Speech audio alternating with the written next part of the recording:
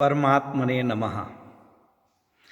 जब आचार्य देव ने कहा कि व्रत पालन आदि करने से देवगति की प्राप्ति होगी, वह ठीक है। पाप करके नरक में जाना श्रेष्ठ नहीं है। और अगले छंद में कहा कि आत्म भावना पूर्वक भी यदि पूर्णता ना हो और मुक्ति की प्राप्ति ना हो तो स्वर्ग की प्राप्ति होती है। वह सम्यक दर्शन ज्ञान चारित्र के लिए या आत्म भावना के लिए स्वर्ग की प्राप्ति कराना कोई बड़ा काम नहीं है। तो जब दो जगह स्वर्ग की चर्चा आई तो मानो हमारे मन में आया कि आचार्य देव स्वर्ग की इतनी महिमा बतला रहे हैं तो कोई ना कोई मज़ेदार जगह होगी, अच्छा होगा, वहाँ का पता तो करें। आखिर आचार्य देव में स्वर्ग का ही लोभ क्यों दिखा रहे हैं?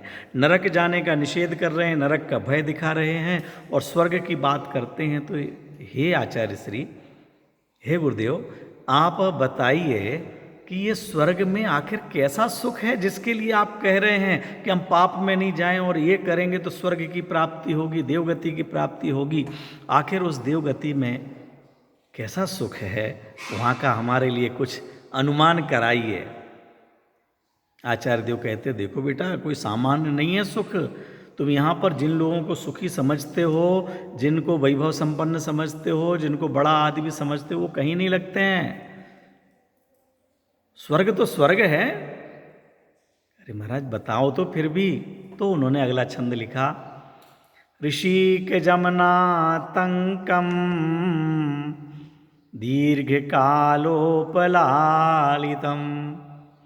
नाके नाकौकसाम सौख्यम नाके नाकौकसामिव।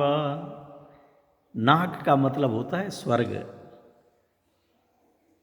नाके नाकौकसाम इव, नाके माने स्वर्ग में जो स्वर्गवासी जीव हैं उनके समान ही सुख उनको प्राप्त होता है। एक उपमा दी उन्होंने। जो स्वर्गवासियों के लिए सुख है, स्वर्ग में रहने वाले जीवों के लिए सुख है, वह स्वर्गवासी देवों जैसा ही है।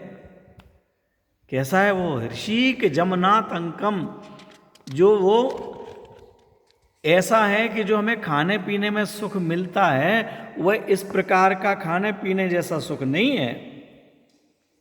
हम समझते हों कि खाने पीने में सुख मिलता है तो खाने पीने जैसा ही सुख वहाँ पर भी खूब लड्डू पूड़ी खाने को मिलते होंगे, वहाँ पर ऐसा टीवी होगा, स्मार्ट टीवी लगा होगा कि जिसको देखते रहते होंगे और चैनल बदलते रहते होंगे। नहीं नहीं, मिलता इंद्रियों से सुख है, लेकिन वहाँ पर जो सुख है वह ऐसा भोजन करना पड़े ऐसी परेशानी भी नहीं है, कोई चैनल बदलते रहना पड़े ऐसी परेशानी भी नहीं है। और वहाँ जो शरीर प्राप्त होता है वह भी निरोग शरीर मिलता है। लाखों वर्षों की आयु होती है। लाखों वर्ष की आयु होते हुए भी वहाँ पर कभी कोई बीमारी नहीं होती है। यहाँ पर हम इतने भयभीत हो रहे हैं, कोरोना का रोना रो रहे हैं, वहाँ कोई कोरोना नहीं है। कोरोना के कारण वहाँ कोई लॉकडाउन नहीं है, वहाँ कोई हाथ धोने की परेशानी नहीं है, वहाँ मास्क बांधने की कोई समस्या नहीं है। क्यों? वहाँ ऐसे रोग होते ही नहीं है। उनका वैक्रियक शरीर है। उस वैक्रियक शरीर में ऐसा हार्ट नहीं है कि हार्ट अटैक आ जाए, हार्ट फेल होने लग जाए।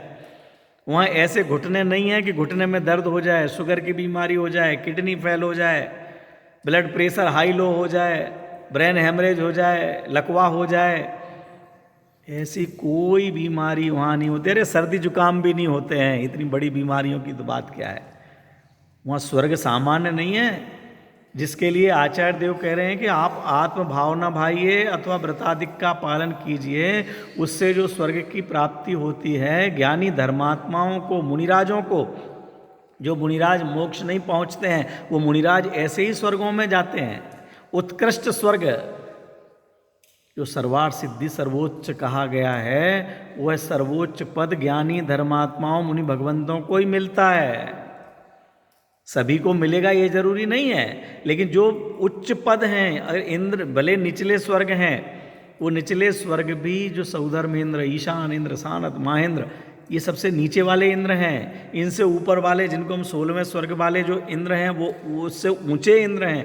यह सब पद ज्ञानी धर्मात्माओं को, मुनि भगवंतों को जो राग शेष रह गया है, उस राग के कारण इतना उत्कृष्ट पुण्य बंधता है कि ऐसे स्वर्गों में जाकर के इंद्रादिक पद धारण करते हैं। अन्य जो व्रतादिक करते हैं वो भी स्वर्ग में पहुंचते हैं। उनके लिए भी जो शरीर आदि की प्राप्ति होती है वो निरोग है। ऋषि के जमनातंकम दीर्घ कालोपलालितम। एक तो इंद्रिय जन्य तो है, इंद्रिय जन्य, लेकिन निरोग, कोई किसी प्रकार का आतंक नहीं है, भय नहीं है रोग का, ये रोग नहीं हो जाए, ये रोग नहीं हो जाए, ये रोग नहीं हो जाए। और दीर्घ कालोपलालितम, दीर्घ काल तक, वहां की आयु कम से कम 10,000 वर्ष है। तो 10,000 वर्ष से लेकर के खरबों खरबों वर्षों तक। अभी इसके लिए क्या बोले, 33 सागर होता है, अरबों खरबों करोड़ों जो भी हम बोलेंगे वह सब कम है, लेकिन एक अनुमान कर सकें कि खरबों खरबों बोल दिया गया है तो कितना कितना लंबा समय वहां पर होता होगा। सामान्य समय नहीं है।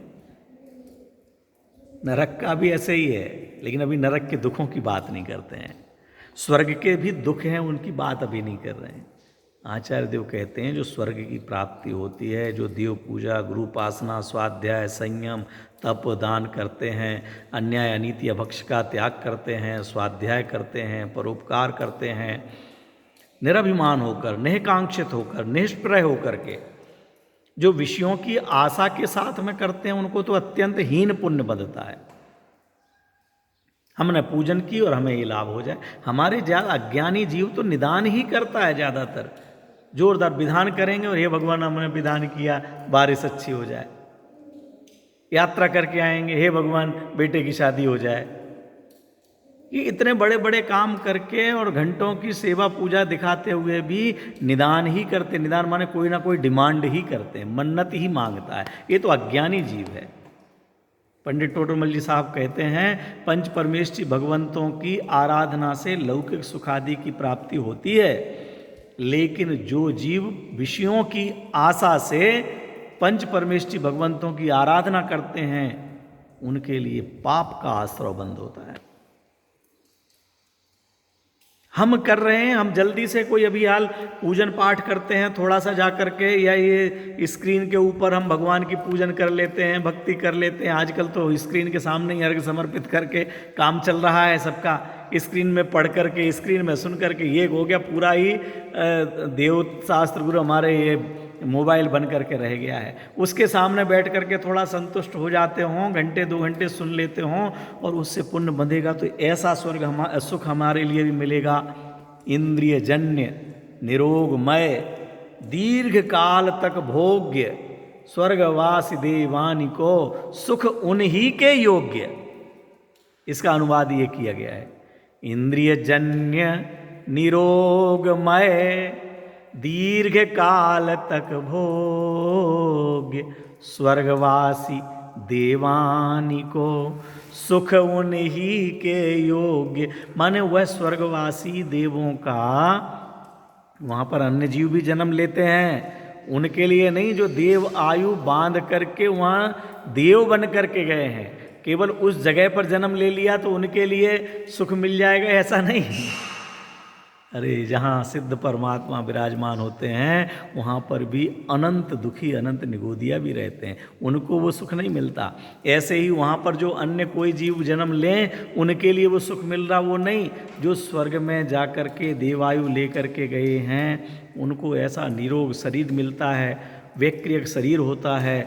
तुरंत जो धर्मात्मा जीव होते हैं यहाँ पर जो भगवान की आराधना करते हुए गए हैं, हे भगवान मुझे साक्षात दर्शन कब होंगे, मैं वो तो दिव्य ध्वनि सुनूं, मैं अपने कानों को पवित्र करूं, आत्मावलोकन करूं, ऐसी जिनको तीव्र ललक लगी हुई होती है, ऐसे जीव या जो देवशास्त्र गुरु के मार्ग पर चलते रहे हैं और पूर्णता को प्राप्त नहीं हुए हैं, ऐसे जीव स्वर्ग में पहुंचते ही वहाँ के वैभव को देखते हैं।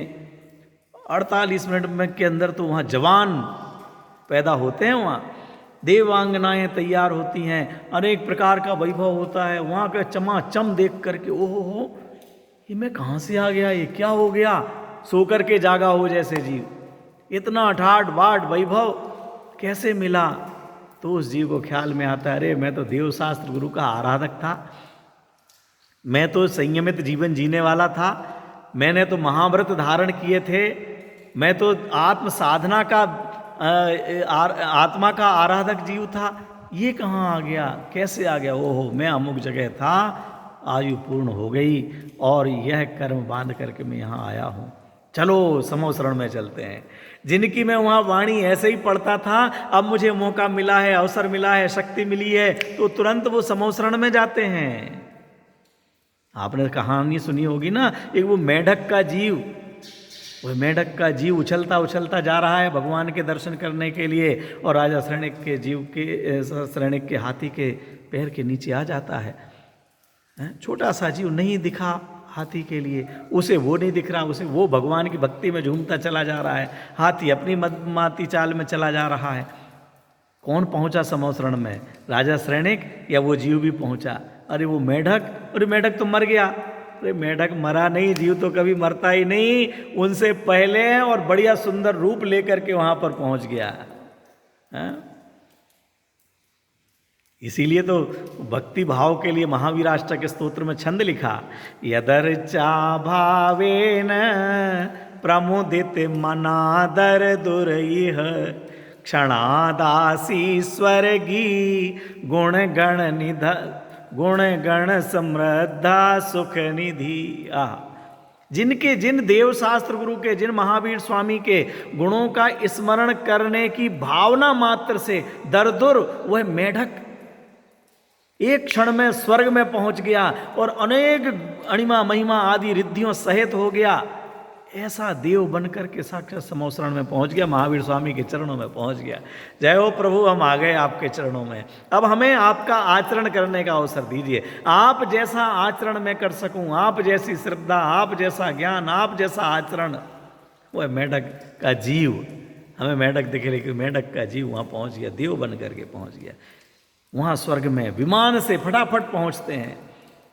जो ज्ञानी धर्मात्मा जीव हैं वो नंदीश्वर द्वीप में जाकर के वंदना करते हैं, पंचमेरुओं की वंदना करते हैं, आपस में तत्व चर्चा करते हैं, जिनेंद्र परमात्माओं के पंच कल्याणक बनाते हैं, नाचते हैं, गाते हैं। धन्य प्रभु, हमें वह जल्दी से जल्दी मौका मिले कि हम आपके जैसी दीक्षा धारण कर सकें। ऐसा स्वर्ग होता है। स्वर्गवासी देवानी को सुख उन्हीं के योग्य माने उन जैसे सुख की कल्पना हम और किसी के सामने करें तो और किसी के नहीं है। जो जीव ज्ञान ध्यान आराधना करते हैं, आत्म वैभव की जिनको महिमा आती है, आत्म वैभव के अलावा बाहर का रंच मात्र भी जिन्हें अपना नहीं लगता, जिन्हें इंद्रादिक पद की अभिलाषा नहीं होती, ये चिदानंद चैतन्य के मय के सन्मुख। हाँ, मैंने पूजन लिखी है, देवशास्त्र गुरु पूजन, उसमें पंक्तियां लिखी, चिदानंद चिन्मय के सन्मुख जड़ वैभव का मोल नहीं, इंद्र विभूति चक्री वैभव का भी कोई तौल नहीं, लौकिक पद की चाह न किंचित, पद चाहूं मैं एक अनर्घ, देव शास्त्र गुरु के चरणों में करूं समर्पित मैं यह अर्घ। मैं देव शास्त्र गुरु के चरणों में यह अर्घ समर्पित करता हूं अनर्घ पद की प्राप्ति की भावना से। ये इंद्र विभूति चक्रवर्ती का वैभव क्या लगता है उस सिद्ध पद के समक्ष, इस आत्म पद के समक्ष, चिदानंद चिन्मय के सन्मुख। चिदानंद, चित और आनंद मई जो मेरा पद है, उस पद की जिसे महिमा आती है वह निःशंक हो जाता है, निःकांक्ष हो जाता है। और ऐसे जीवों को जो देवायु का आश्रय बंद हो तो ऐसे उत्कृष्ट स्वर्ग की प्राप्ति होती है, पुण्य से स्वर्ग की प्राप्ति होती है, वैभव की प्राप्ति होती है, और देवशास्त्र गुरु के आयतन की प्राप्ति होती है, धर्मायतन की प्राप्ति होती है, और वो शीघ्र ही मुक्ति के मार्ग में लगते हैं। इस प्रकार इस छंद में जो स्वर्ग में देव को सुख है, उन सुखों की चर्चा की गई।